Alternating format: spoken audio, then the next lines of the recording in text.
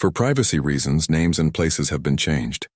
This story is inspired by true events. On a misty Saturday morning in 2003, 12-year-old Colton Reyes lagged behind his Boy Scout patrol in the Allegheny National Forest, PA, near the Minister Creek Loop.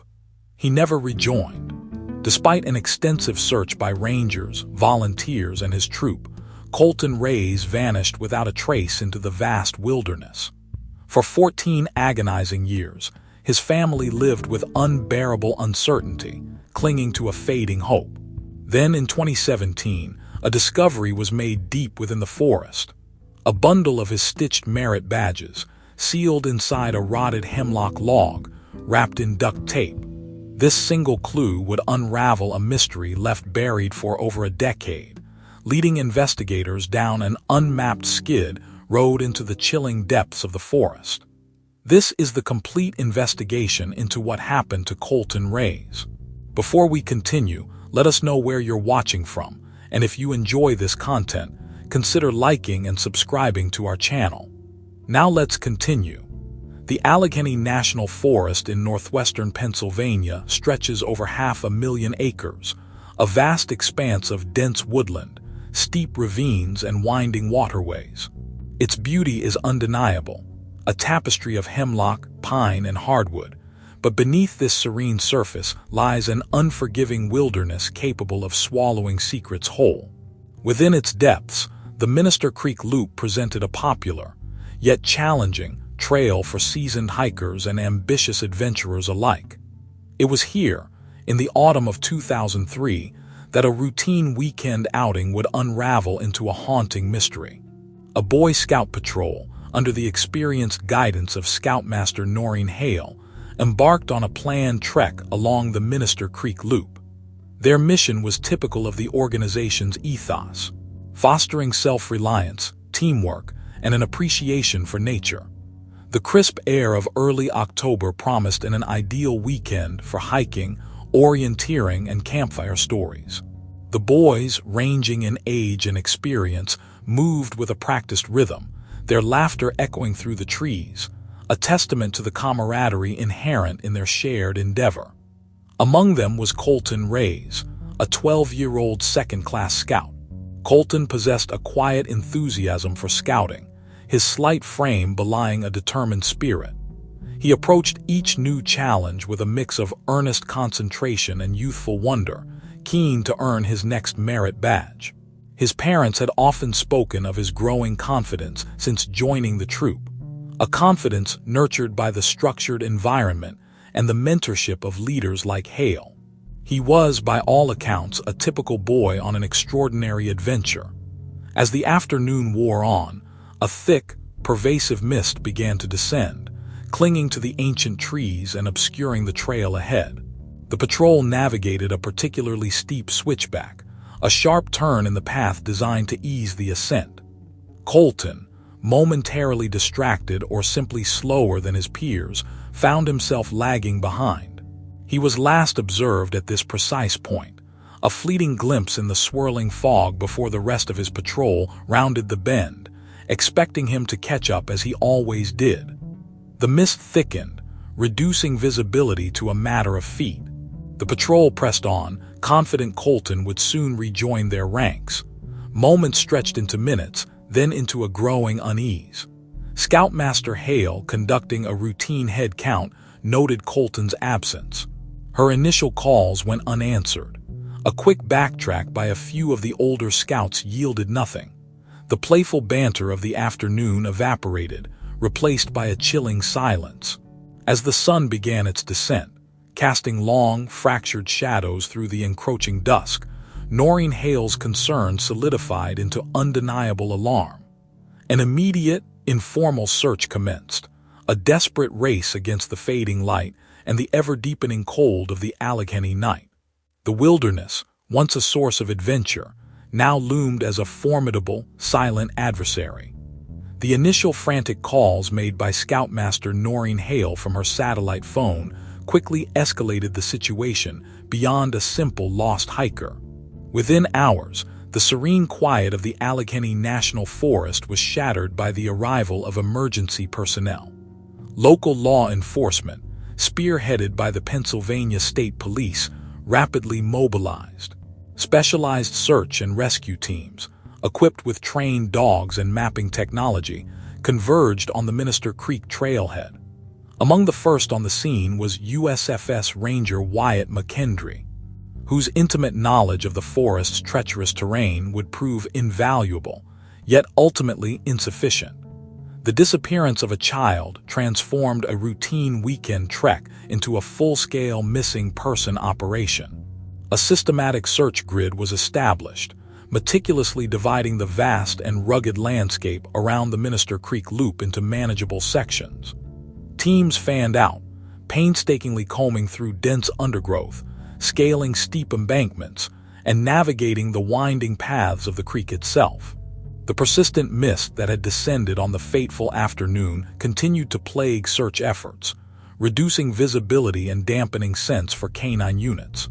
The sheer scale of the Allegheny National Forest, with its countless hollows, rock outcrops, and thick stands of timber, presented an immediate and formidable challenge. Every foot of ground had to be covered, every potential hiding spot investigated. Initial theories focused on the most common scenarios. Colton had become disoriented and lost, perhaps fallen and injured himself, or simply wandered off the marked trail. Searchers looked for any sign of his passage. A discarded snack wrapper, a footprint in soft earth, a piece of his uniform snagged on a branch. Yet the forest offered no such clues. There were no definitive footprints beyond those of the search teams, no dropped possessions, no clear path of travel away from the switchback where he was last seen. The absence of evidence was as baffling as it was frustrating, leading investigators down a series of dead ends. Days blurred into an arduous week, then into a second, as the relentless search continued. Hundreds of volunteers joined the professionals, their determined faces reflecting the growing despair. Scoutmaster Noreen Hale remained on site, a constant, weary presence, her initial hope slowly eroding under the weight of each fruitless search day. The physical and emotional toll on everyone involved was immense. As the leaves began to turn and the nights grew colder, the grim reality began to set in. Colton Reyes had seemingly vanished without a trace, leaving behind only unanswered questions and an agonizing void. The Allegheny National Forest had swallowed him whole, guarding its secret with an impenetrable silence. The relentless passage of time is often the most formidable adversary in missing persons cases. Days bled into weeks, weeks into months, and months into an agonizing year. The vast, concerted effort to find Colton Reyes, which had once involved hundreds of searchers, gradually diminished. The active search operations, once a daily fixture in the Allegheny National Forest, were eventually scaled back, then suspended entirely. The initial urgency gave way to a somber acceptance that the boy was no longer within the immediate search parameters, or perhaps no longer alive. Colton's disappearance transformed from an active investigation into a haunting local legend, a chilling tale whispered around campfires, and a stark reminder of the wilderness's indifferent power. His case file, once thick with daily reports and search grids, eventually found its place in the cold case archives of the Pennsylvania State Police, an unsolved mystery gathering dust. The official designation of cold case brought a bureaucratic finality, yet offered no emotional solace to those who had tirelessly searched or to the family who desperately awaited answers. For Scoutmaster Noreen Hale and USFS Ranger Wyatt McKendry, the memory of Colton Reyes remained vivid, a wound that refused to heal. Neither ever truly abandoned the hope that some trace, some clue, might one day emerge from the silent depths of the forest. They, along with other community members, ensured Colton was remembered, his name spoken, his absence acknowledged at annual events, a quiet defiance against the crushing weight of oblivion. The forest, meanwhile, continued its slow, inexorable growth, reclaiming the paths once trodden by search teams. Undergrowth thickened, fallen leaves blanketed the forest floor, and ancient trees stood as silent sentinels, silently guarding whatever secrets they held for the better part of a decade and a half. As the years accumulated, stretching into more than a decade, the glimmer of hope for finding Colton alive faded into an almost imperceptible spark. 14 years after he vanished, the chances of locating him, even his remains, seemed increasingly remote. For his family, this prolonged absence meant an enduring state of grief without resolution, a profound lack of closure that haunted their every waking moment, leaving them forever suspended between hope and despair in the face of the forest's unyielding silence. 14 years had passed since Colton Reyes vanished into the Allegheny National Forest, a span of time long enough for the memory of his disappearance to recede into local folklore, a cautionary tale whispered in hushed tones. The active search had long been abandoned, the official files relegated to cold case status, yet the forest continued its silent vigil. Then, on a crisp autumn morning, a United States Forest Service ranger, conducting a routine inspection of an old logging road deep within the Minister Creek area, stumbled upon something extraordinary, something that would violently reignite a long-dormant mystery. His attention was drawn to an unusually large, partially decayed hemlock log, its massive form lying half-buried in the leaf litter. The wood was soft, pulpy in places, but something glinted within a deep fissure, an anomaly in the natural decay. Driven by a veteran's curiosity, the ranger knelt, prying at the rotted fibers with a gloved hand. Embedded deeply within the heartwood, meticulously wrapped in layers of grimy, hardened duct tape, was a small, tightly sealed bundle. It was an object deliberately placed, carefully concealed, and preserved against the ravages of time and weather. Carefully extracted and later unwrapped under more controlled conditions, the package revealed a collection of Boy Scout merit badges, still vibrant in their embroidered colors despite their long interment. Stitched together, perhaps by a young hand, they represented achievements in camping, first aid, and knot tying. The discovery itself was significant, suggesting a Boy Scout had once been in this remote, unmapped section of the forest. The true gravity of the find, however, became searingly apparent when, amongst the badges, a small, hand-written fabric tag bore a name that sent a jolt through every investigator. Colton Reyes, Troop 147. The name, once a whispered tragedy, now echoed with a chilling, tangible reality. For USFS Ranger Wyatt McKendry, who had been part of the initial, desperate search for the 12-year-old in 2003, the news brought a profound shock, a mix of disbelief and a surging, unwelcome hope. The badges, undeniably Colton's, were not merely a relic but a direct, heartbreaking link to the missing boy, a silent message from the past. The discovery was instantaneous fuel for a long-dormant fire. Colton Reyes' cold case, once relegated to the archives, was now violently reignited, pulling the missing boy's story from the shadows back into the stark light of a renewed investigation. 14 years of silence had been shattered by a single, carefully preserved artifact, forcing a reevaluation of everything previously assumed. The discovery of Colton Reyes' merit badges immediately shifted the focus of the cold case from a vague search to a tangible piece of evidence. The rotted hemlock log and its precious contents were carefully transported to the State Forensic Laboratory, where they would undergo an intense examination. This new phase of the investigation would be spearheaded by Dr.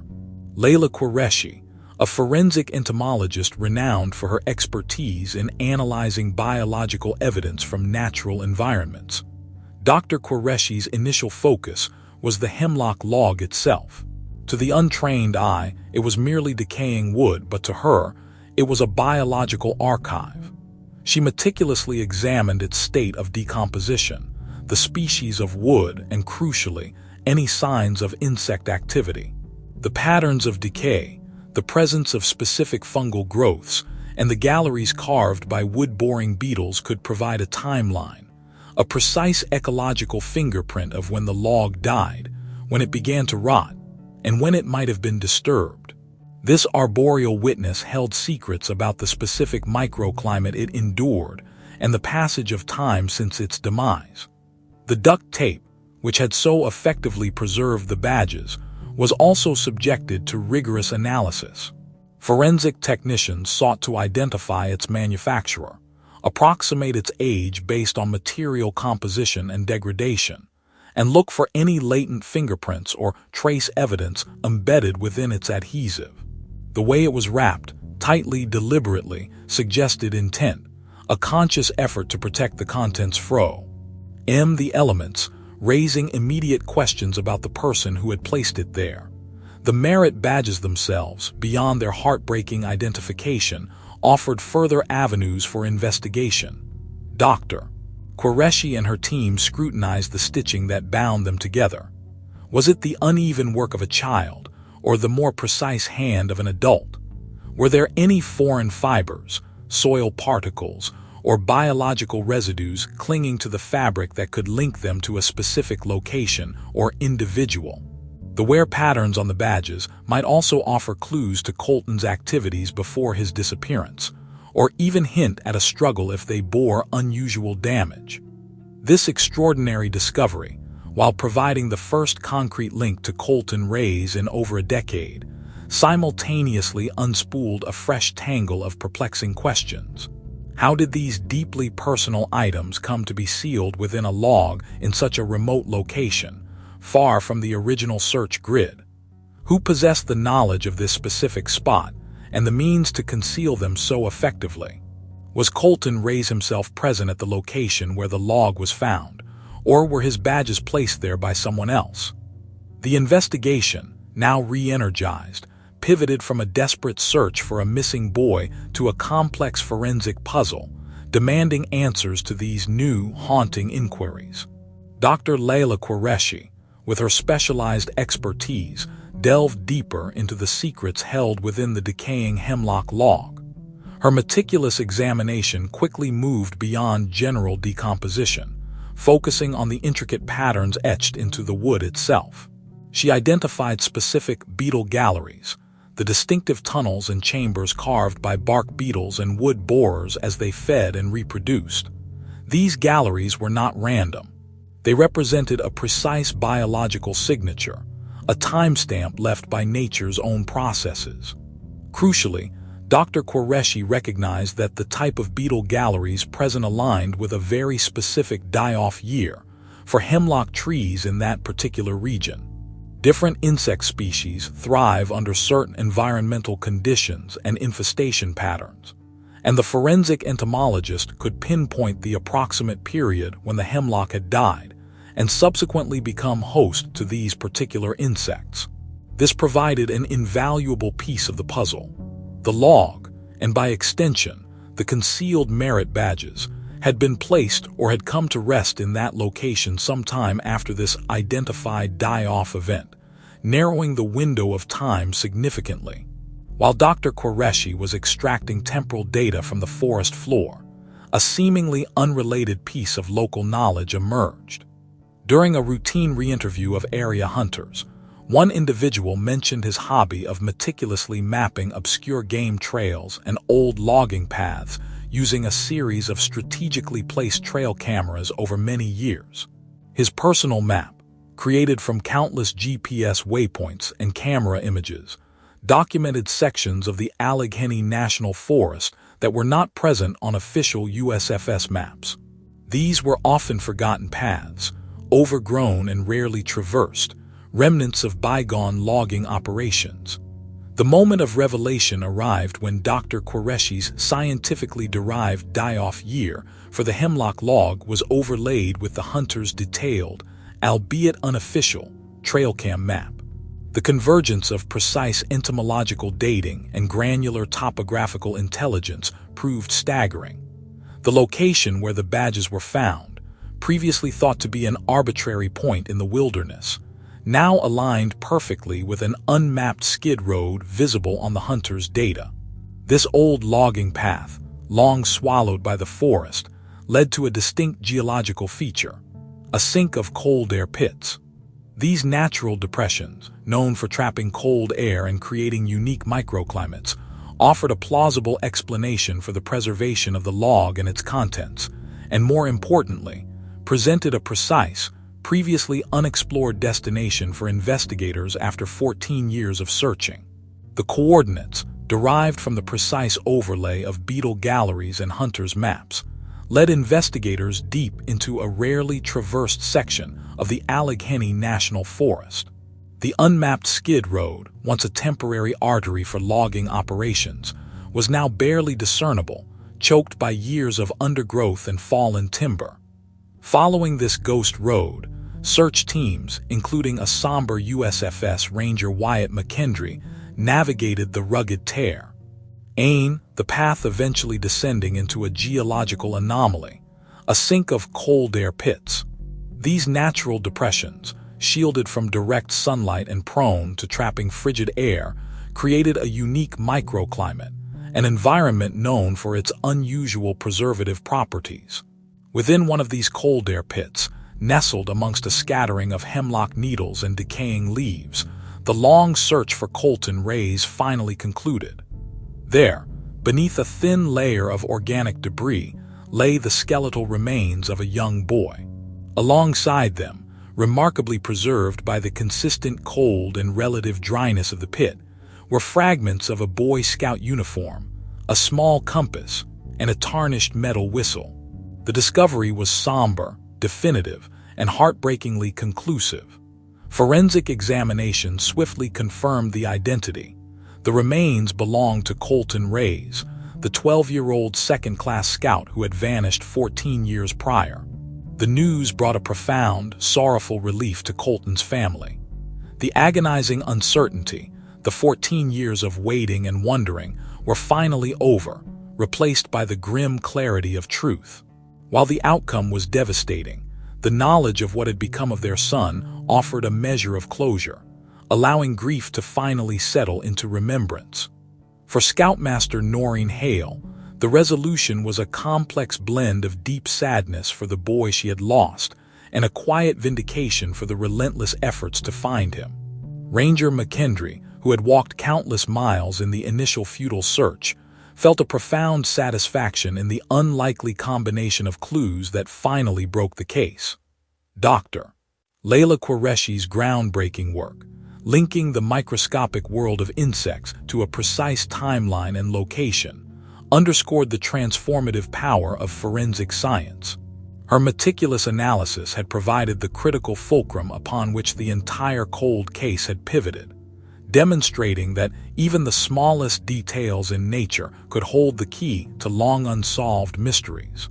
Colton Rays' story, once a chilling tale of a boy swallowed by the wilderness, became a testament to human persistence, the unexpected brilliance of interdisciplinary investigation, and the enduring secrets held within the vast, indifferent beauty of the Allegheny National Forest. His legacy was not merely a tragedy, but a powerful reminder that even after years of silence, the truth can still emerge from the most unlikely of places.